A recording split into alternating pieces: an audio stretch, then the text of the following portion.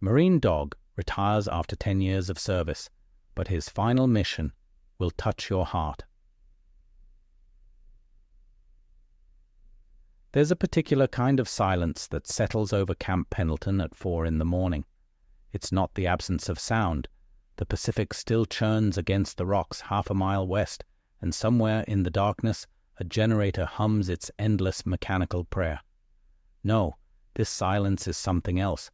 It's the held breath of 10,000 sleeping Marines, the collective exhale of a base that runs on discipline and caffeine, and the unspoken understanding that tomorrow always comes too soon.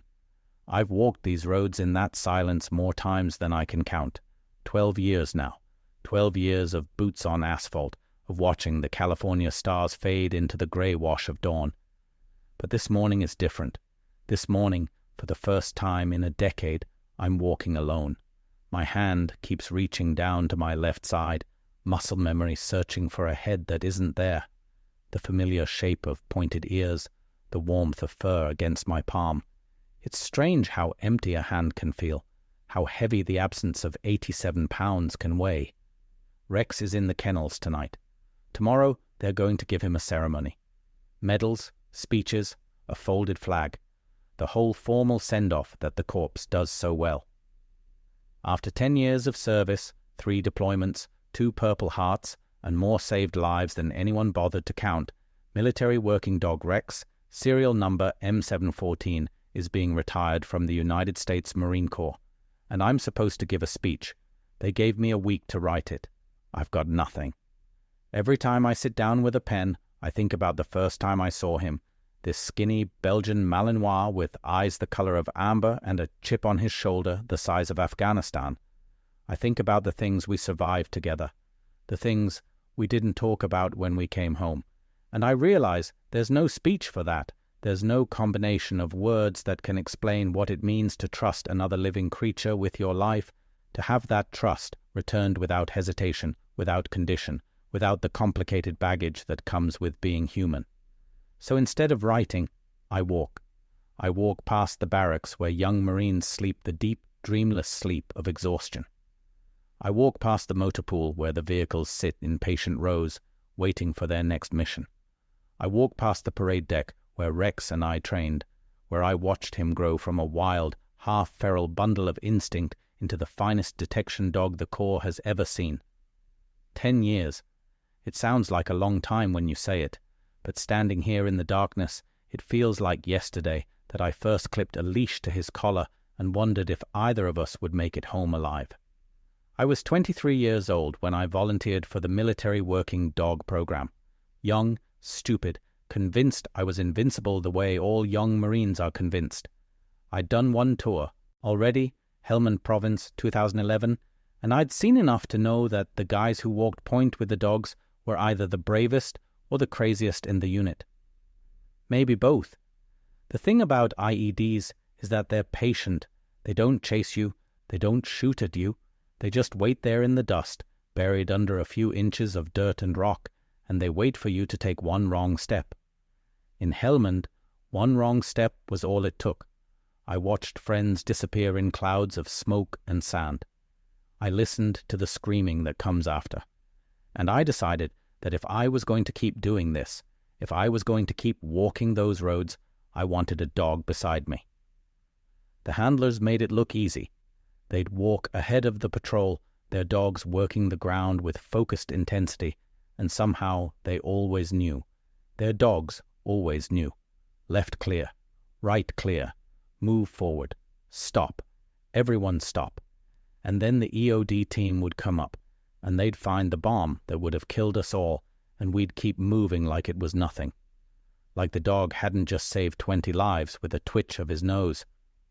I wanted to be that guy. I wanted to be the one who made it look easy. Lackland Air Force Base, Texas, summer of 2013. That's where they send you for handler school. 8 weeks of learning that everything you thought you knew about dogs was wrong. These aren't pets. These aren't companions. These are weapons, the only weapons in the military arsenal with the capability to love you back. I remember the day they assigned me to Rex. He was 2 years old, already washed out of one-handler pairing because he was too aggressive and difficult to control. The trainer who introduced us, a grizzled master sergeant named Holloway, looked at me like he was sending me into a boxing ring with a blindfold on. "Good luck," he said. "You're gonna need it." Rex was in the corner of his kennel when I first approached. He didn't bark at me like the other dogs, didn't lunge at the chain link or show his teeth. He just watched. Those amber eyes tracked every movement I made, calculating, measuring, deciding whether I was worth his time. I'd never had anything look at me like that before. Not a dog, not a person. It was unnerving in a way I couldn't quite name. I crouched down to his level, not too close, not threatening, and I just sat there. Didn't say anything, didn't move.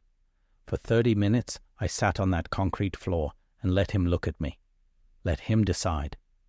When he finally stood up and walked to the gate, he pressed his nose against my fingers through the chain link, just for a second, just long enough to leave a cold, wet print on my skin. "Well," Holloway said from behind me, "that's a first."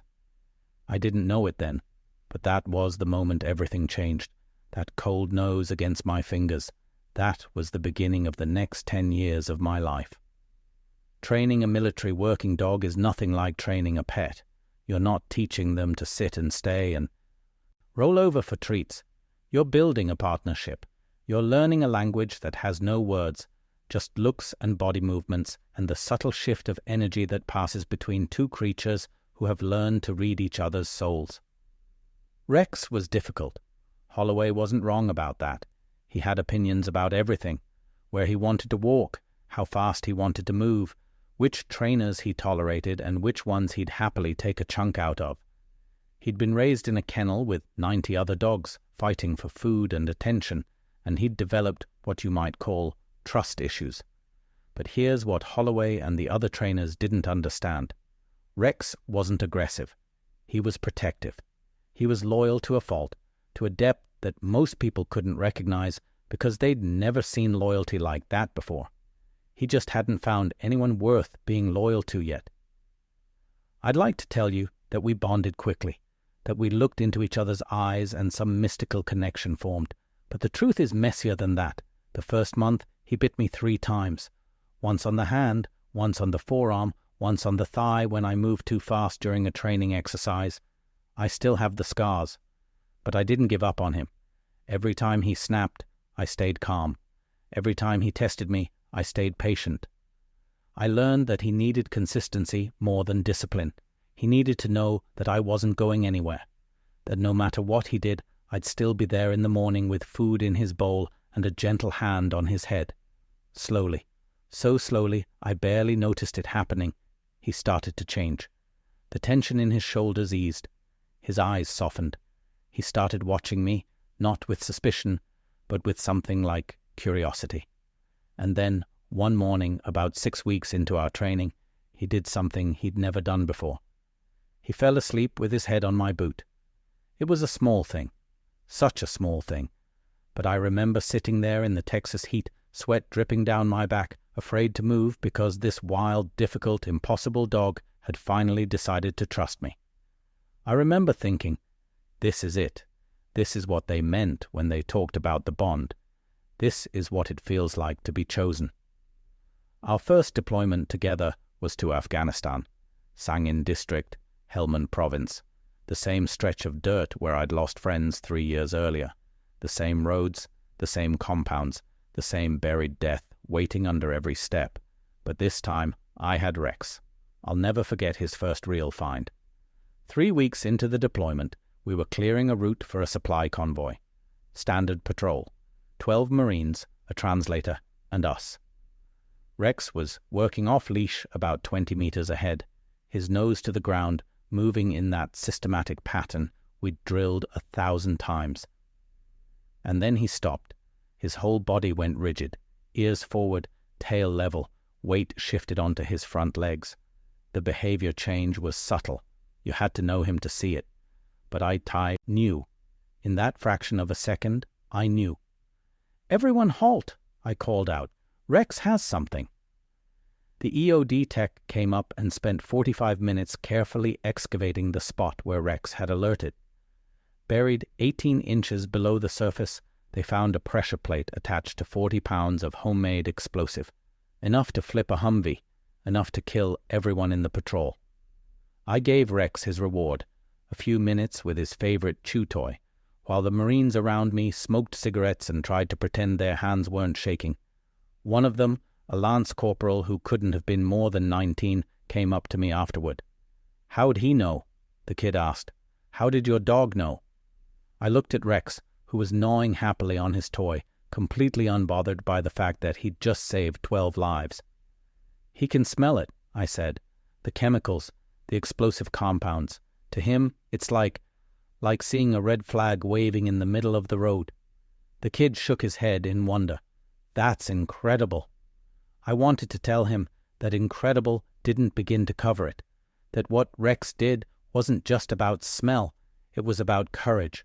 It was about walking into danger over and over again because he trusted me to keep him safe, the same way the patrol trusted us to keep them safe. It was a chain of faith that stretched from one beating heart to the next, fragile and unbreakable at the same time. But I didn't say any of that. I just nodded and called Rex back to my side, and we moved out. There would be time for words later. There was always time for words. But out there, on those roads, there was only the mission, only the next step, only the partnership between a man and his dog walking together into the unknown. Over the next 10 years, Rex found 93 bombs. 93. I know the exact number because I kept a tally in a small notebook I carried everywhere. It started as a training record, dates, locations, types of devices, but over time it became something else, a testament, a chronicle of all the lives he saved, written in my cramped handwriting on pages stained with dust and sweat and sometimes blood. Some of those finds were routine, standard pressure plates on patrol routes, factory-made munitions cached in abandoned compounds, the kind of thing that made the news back home as a statistic, a number on a screen, but that meant everything to the Marines who didn't step on them. Others were anything but routine. I remember a night raid in Marja, 2016. We were clearing a compound that intelligence said was being used as a bomb-making factory. Rex was working room to room ahead of the assault team, his nose twitching in the darkness, and suddenly he hit on a wall. Not a doorway or a window.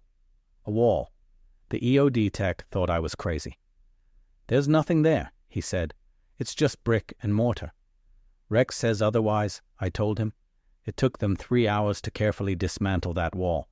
Behind it, they found a false compartment containing 600 pounds of ammonium nitrate, enough explosive to level every building within 100 meters. The whole compound had been designed as one massive bomb, rigged to detonate the moment our forces entered the main courtyard. Rex got another medal for that one. I got another sleepless night, lying in my rack and staring at the ceiling, wondering how many times we could keep getting lucky before our luck ran out. It ran out on a Tuesday, March 14th, 2017. I remember the date the way you remember your birthday or your wedding anniversary. Some dates just burn themselves into your memory, scorched there by trauma, impossible to forget no matter how hard you try. We were providing route clearance for a diplomatic convoy. Important visitors, heavy security, everyone on edge. Rex was working a section of road that had been cleared 3 times already when he hit on a culvert, a drainage pipe running under the pavement. I signaled the alert, same as always. The convoy stopped. EOD came up, and then something happened that had never happened before. The bomb detonated.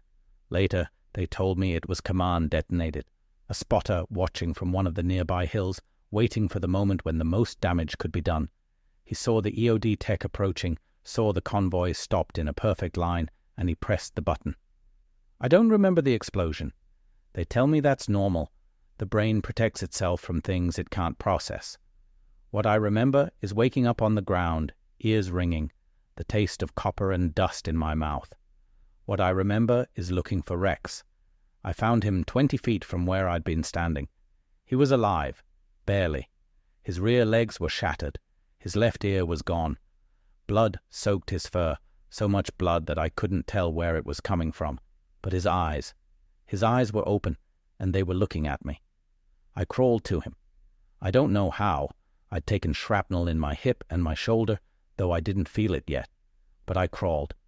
I pulled his head into my lap, and I held him there while the chaos raged around us, while the medics ran and the convoy scattered and the radio screamed with overlapping voices. "Stay with me," I whispered. "Stay with me, Rex. You don't get to leave me. Not like this." He licked my hand. Even then, even bleeding and broken, he licked my hand like he was trying to comfort me, like he was telling me it would be okay. The medevac came. They loaded us onto the same helicopter. The medics knew better than to try to separate us, and we flew together to the field hospital, my fingers tangled in his fur, his breath shallow and fast against my leg. 3 surgeries, 16 pins in his legs, a prosthetic ear that he would learn to tolerate but never quite accept. Months of rehabilitation, first at the Military Veterinary Hospital in Germany, then at a specialized facility in Virginia. He survived. Against all odds, against everything the medics expected, Rex survived. And when they finally cleared him to return to limited duty, he looked at me with those amber eyes, older now, touched by pain, and I saw something I'd never seen before. Not just loyalty, not just trust, love, the deep, uncomplicated love that passes between souls who have saved each other's lives. After the explosion, they wouldn't let Rex deploy overseas anymore. His injuries had healed as well as they were going to, but he walked with a slight limp now, and his reaction time had slowed. He was still sharp, still capable of detecting explosives with uncanny accuracy, but the brass decided he was too valuable and too vulnerable to risk in a combat zone. So they assigned us to Camp Pendleton, training other dogs, teaching young handlers the lessons that Rex and I had learned the hard way. It wasn't the same as being deployed. Nothing would ever be the same as those days of walking point together, trusting each other with everything we had. But it was good. It was enough. For 3 years, we trained dogs, dozens of them, German shepherds, Belgian Malinois, Dutch shepherds, each one different, each one requiring a slightly different approach. Rex would watch them train with a kind of professional skepticism, like a veteran craftsman observing apprentices who didn't quite have it yet. But he was patient with them. He was always patient with the young dogs. Sometimes, during particularly difficult training sessions, he would walk over and demonstrate what they were supposed to do, how to work a search pattern, how to alert without breaking focus, how to trust their handlers' commands even when every instinct said to run. He became, in his own way, as much a teacher as I was. The young handlers loved him. They'd heard the stories, everyone had heard the stories, and they treated him with a respect bordering on reverence. Rex tolerated their attention the way an old celebrity tolerates fans, graciously, but with an air of weariness that suggested he'd rather be left alone. The only time he truly came alive was on the training field. Put a detection scenario in front of him, hide some training aids in an unfamiliar environment, and suddenly the years fell away. His eyes sharpened. His step quickened. He was young again, working the ground with all the intensity he'd shown on the roads of Helmand. I used to watch him work and feel something twist in my chest. Pride and sadness tangled together. Pride in what he could still do, what he would always be able to do. Sadness in knowing that time was running out, that someday soon his body would fail him completely, that someday I would have to say goodbye. The retirement papers came 6 months ago. I'd been expecting them. Military working dogs typically serve 8 to 10 years before mandatory retirement, and Rex was 12 now. His arthritis had worsened over the winter. He struggled to get up in the mornings, and I'd catch him sometimes just standing in the middle of the kennel, staring at nothing, like he was lost in memories of places far away. When the notification came, formal paperwork with stamps and signatures and all the official language of bureaucracy, I sat alone in my office and read it 3 times. Effective March 15, 2024, military working dog Rex, M714, would be officially retired from active service. A ceremony would be held.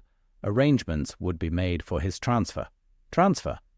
That word hit me like a punch to the gut.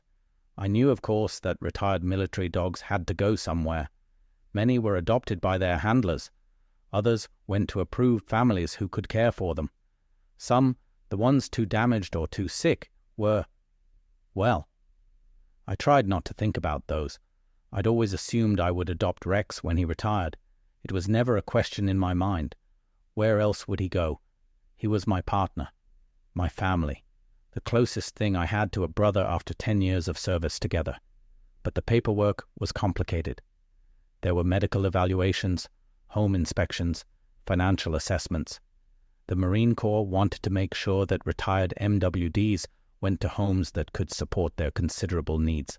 Veteran dogs often had physical disabilities, psychological trauma, expensive medical requirements. And there was one more complication, one I hadn't anticipated. My wife, Sarah. I'd married Sarah 3 years ago during the quiet period between deployments. She was a nurse at the Naval Hospital, kind and patient, and possessed of a practical wisdom that balanced out my tendency toward brooding intensity. She knew what she was getting into when she married a Marine dog handler. She understood the long hours, the sudden deployments, the way the job could consume everything if you let it. What she didn't quite understand, what I'd never fully explained, was what Rex meant to me. It's hard to explain, even now. How do you tell your wife that the dog you work with is more than a dog? That you've watched him save lives, that he's saved your life, that you've held him while he bled and sworn that you'd never leave him, that in some ways, in the ways that matter most, he knows you better than any human being ever could. Sarah had met Rex a few times, kennel visits, training demonstrations, and she'd been polite but distant. She wasn't a dog person, she said, never had been. Her family never kept pets, and she found the whole culture of military working dogs slightly alien. These weren't pets, she understood that, but they weren't quite soldiers either. They existed in some liminal space that she couldn't quite navigate. When I told her about the retirement, about my plan to adopt Rex and bring him home, she was quiet for a long time. "He's 12 years old," she said finally. "He's injured. He's going to need constant care, medical bills, medications, special accommodations. And we're supposed to start our own family soon, right? That's what we talked about." She wasn't. Wrong. Everything she said was reasonable, logical, practical. She was a nurse. She understood the realities of caring for aging, disabled animals, the cost, the time, the emotional toll of watching something you love slowly decline. But when I looked at her, I saw something else behind the practical concerns. Fear, maybe, or jealousy.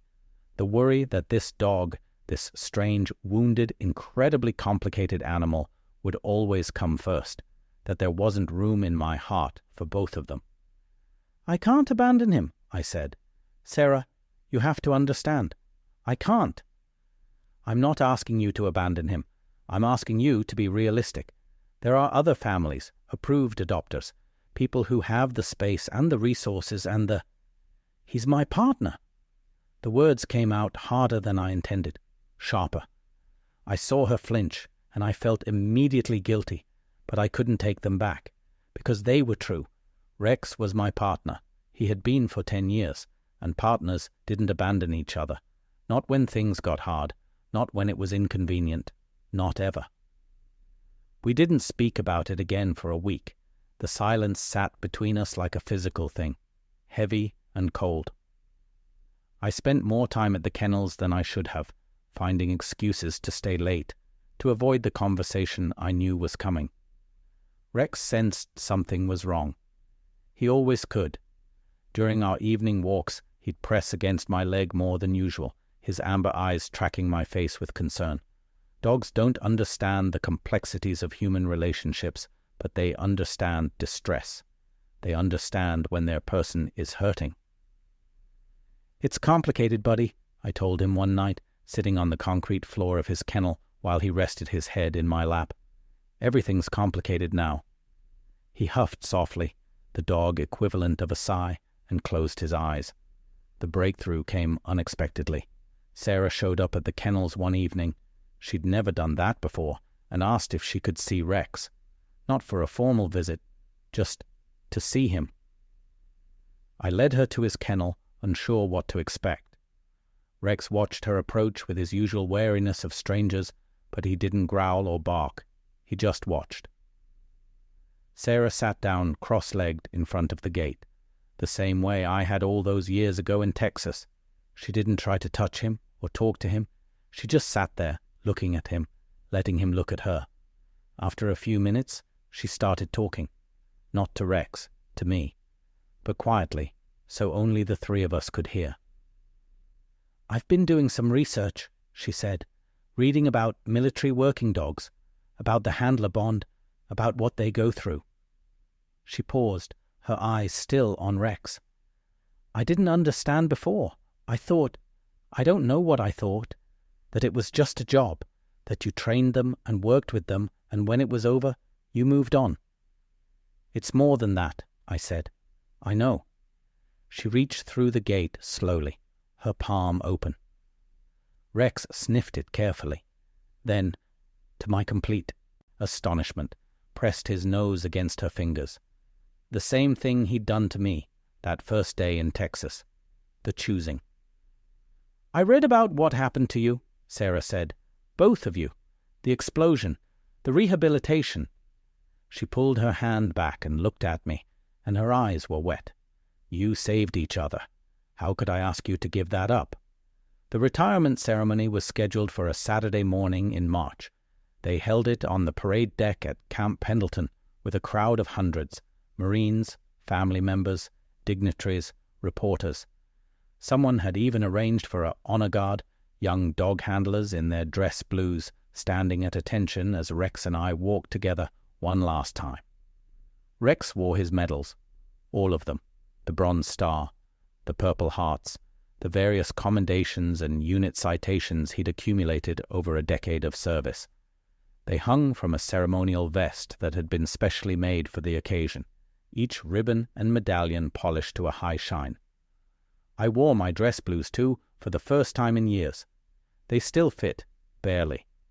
Sarah had helped me press them the night before, and she'd pinned my own medals on with hands that trembled slightly. "I'm proud of you," she'd whispered, "both of you." The ceremony itself was a blur. Speeches from officers I barely knew, recitations of Rex's service record, the formal reading of his citation. I stood at attention through all of it, Rex sitting perfectly still at my side, his ears swiveling to track the different speakers. And then it was my turn. I stepped up to the microphone with the speech I'd finally written, 3 handwritten pages folded in my pocket. I'd practiced it a dozen times. I had every word memorized. I left the pages in my pocket. "Rex came into my life 12 years ago," I said, my voice echoing across the parade deck.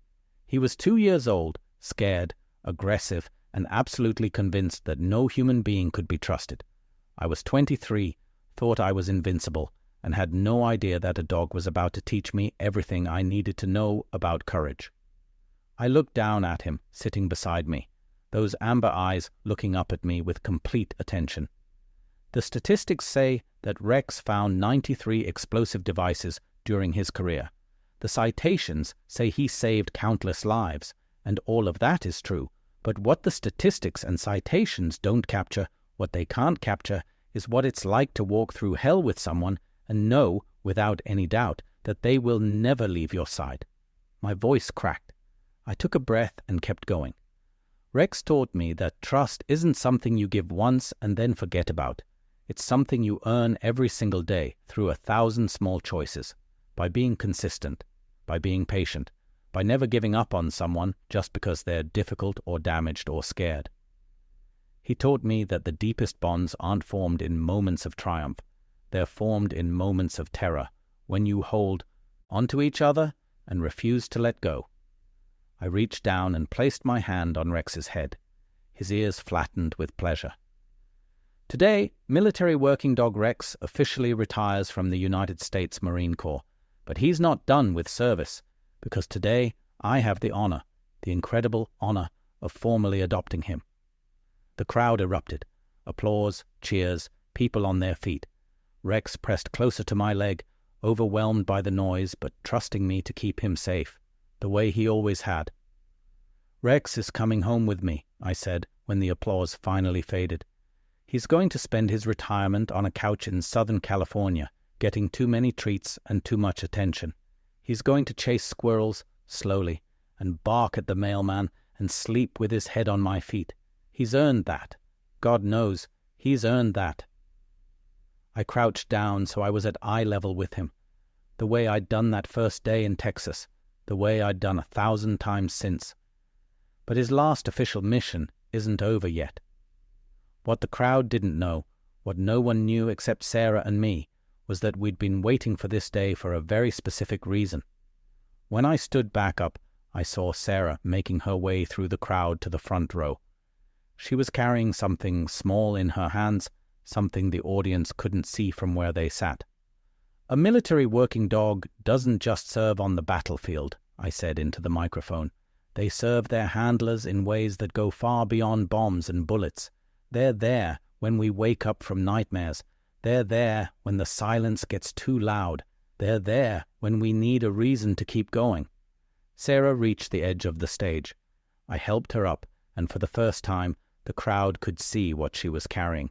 A pair of tiny booties, blue ones. "Rex," I said, my voice thick with emotion, "I'd like you to meet someone." Sarah pressed her hand against her stomach, the gentle curve just visible under her jacket. "In 6 months, Rex is going to have a new mission, the most important one of his life. He's going to be a big brother." The crowd went silent for a heartbeat, processing what they'd just heard. And then the applause came again, twice as loud as before. I saw people crying. I saw Marines, tough, hardened Marines, wiping their eyes with the backs of their hands. Rex looked up at Sarah, sniffed at her stomach with careful interest, and then, with a grace I'd rarely seen from him, gently pressed his nose against the fabric. Once, twice, like he was saying hello to someone he couldn't see yet but already loved. Sarah knelt down and wrapped her arms around his neck. She was crying now, tears streaming down her face, and I realized in that moment that something had shifted between them. Not just acceptance, not just tolerance, love. The same love that Rex had given me for 10 years, now expanding to include my wife, my child, my future. "His final mission," I said into the microphone, though I could barely get the words out, "is to teach our son what he taught me. That courage isn't the absence of fear. It's walking forward anyway. That loyalty means never giving up on the people who depend on you. That the deepest love is the kind that asks for nothing in return." I looked down at Rex, at Sarah, at the tiny booties she still held in her hand. Rex will be there when our son takes his first steps. He'll be there for the scraped knees and the bad dreams and the moments when the world seems too big and too scary. He'll be there because that's what he does. That's who he is. A protector, a guardian, a friend. And when our boy is old enough to understand, I'll tell him the story of a scared, aggressive dog who learned to trust, and a scared, aggressive Marine who learned to love. I'll tell him about the roads we walked together, the bombs we found, the lives we saved. I'll tell him about the day his mother sat outside a kennel and let an old war dog choose her, the same way that old war dog once chose me. And I'll tell him that courage, true courage, is sitting in the silence with something wounded and waiting, patient and loving, until it learns that it's safe. After the ceremony, we walked off the parade deck together. Not just Rex and me, Sarah too, her arm linked through mine, her hand resting on her stomach, where our son grew in secret and promise. The crowds had dispersed. The reporters had gotten their pictures and their quotes and moved on to the next story. The sun was setting over Camp Pendleton, painting the hills in shades of gold and orange, and for a moment it felt like we were the only 3 creatures in the world. Rex walked between us, his limp more pronounced after standing for so long, but his head held high. He was no longer military working dog M714. He was just Rex now, family pet, guardian of the nursery, keeper of all the stories I would tell my son. I thought about the journey that had brought us here, the kennels of Lackland, the roads of Helmond, the explosion that nearly killed us both, the slow, patient work of rebuilding trust, first between Rex and me, then between me and Sarah, now between Sarah and Rex. Circle after circle of love, expanding outward like ripples in still water. "Are you okay?" Sarah asked softly. "Yeah," I said. "Yeah, I think I am." Rex stopped walking and looked up at me. Those amber eyes, touched by age and wisdom and the memory of 100 battlefields, met mine, and in them I saw everything we'd been through together, every step of every patrol, every held breath before the all-clear, every moment of terror and triumph and the quiet peace that comes after. He pressed his nose against my hand, cold and wet, the way it had been that first day in Texas, the way it had been 1,000 days since. "I know, buddy," I whispered. "I know." We started walking again, the three of us together, toward a future none of us could see but all of us believed in. The sun sank lower, behind the hills. The stars began to emerge, one by one, the same stars that had watched over us in Afghanistan, in Texas, in all the dark places we'd traveled together. Some people say that dogs don't understand things like love and loyalty and sacrifice, that they're just animals running on instinct, incapable of the deeper emotions that make us human. Those people have never walked beside a military working dog. They've never watched a dog step willingly into danger, not because he was ordered to, but because his handler was there, and that was enough. They've never seen an old war dog, broken and scarred, press his nose against a pregnant woman's belly with a tenderness that would shame most humans. They've never understood that love doesn't require words, it only requires presence, commitment, the willingness to show up, day after day, and stay. Rex showed up for me for 10 years. He's still showing up, and in 6 months he'll show up for someone new, a little boy who will never know the roads we walked together, but will grow up knowing what real courage looks like. It looks like an old dog with a limp and a missing ear, standing guard outside a nursery door. It looks like amber eyes that never waver, not even when everything else is falling apart. It looks like a cold nose pressed against your palm, choosing you, trusting you, loving you without reservation or condition. That's the life we chose. That's the life Rex chose for all of us, and I wouldn't trade a single step of it for anything in the world.